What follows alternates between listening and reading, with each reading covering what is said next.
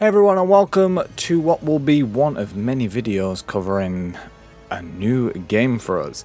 Monster Hunter Wilds Ascendance was announced yesterday at the Summer Game Festival. I wasn't holding out much, but to my surprise there's been a lot of good things, so here we are. Super excited. So today we're going to go through the little bit of the trailer and the dev panel that they did video-wise. I will put both of those videos in the description so you can see yourself. Well, first of all, why is it called Ascendance? They said it can hold various meanings to climb or to advance. However, when we, the player, look at the visuals, it'll be easy to see the intentions that they had. However, with the additions of the new monsters, the new hunter actions and master rank, they've taken all of the components of Wild and taken them to the next level. It truly is the true evolution of the game, and they chose a word that encapsulated that.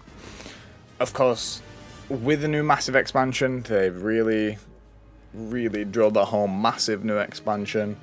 There's master rank, as per the usual. If you're newer to Monster Hunter games, that is essentially a step up in difficulty from high rank. Monsters get sort of new attacks, like 1 or 2. They hit harder, they give new armor, and they're just a more difficult version of their high rank selves.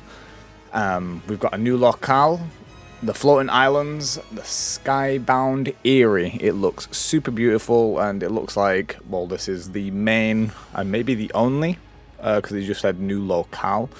Maybe they give us another one, but this looks like it's going to be the main setting for Ascendance, and honestly, it looks so beautiful. My hope is there's a lot more traversable places just in general, and it's not just secret stuff on the side. It would be really nice to have a lot more combat zones, or larger combat zones.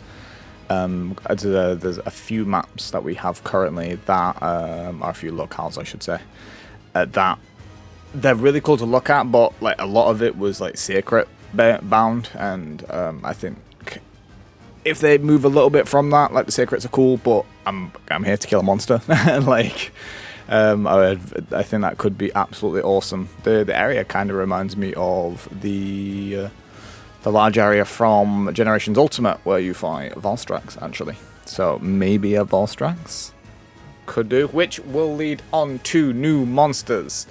Ones we've seen. The first in the trailer we saw what I thought was Kurapeko. I will little thing of what it is, but it looks super awesome. Looks like another herd monster. Really cool.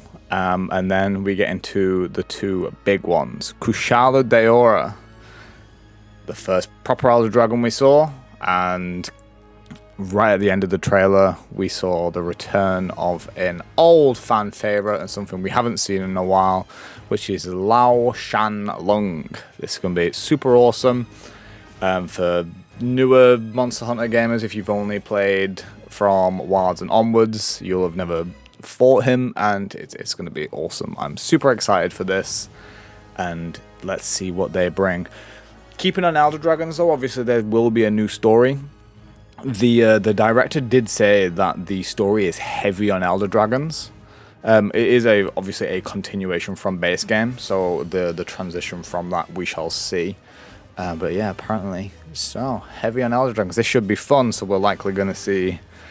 We'll probably see the Holy Trinity. You're probably going to see Teostra.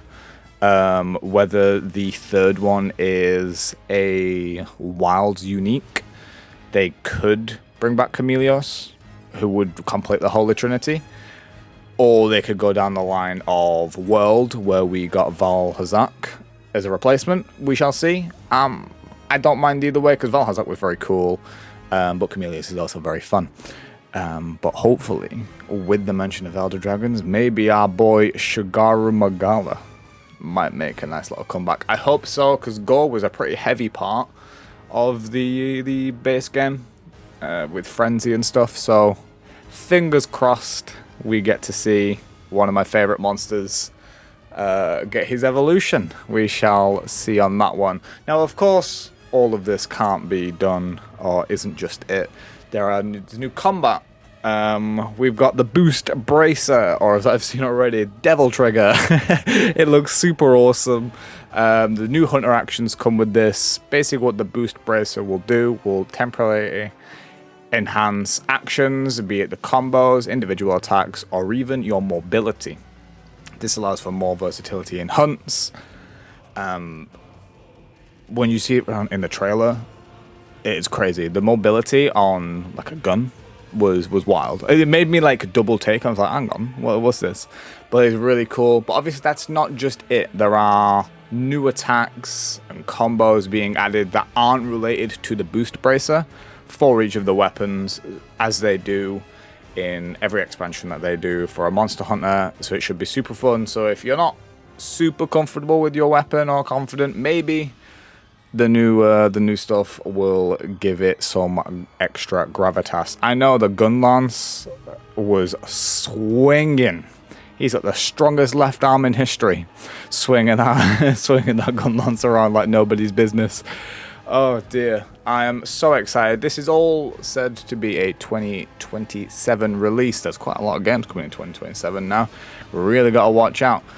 But it's only a short one today, and as soon as we have more information, there will be more videos, and I will be definitely covering this, as I'm a very, very big Monster Hunter fan.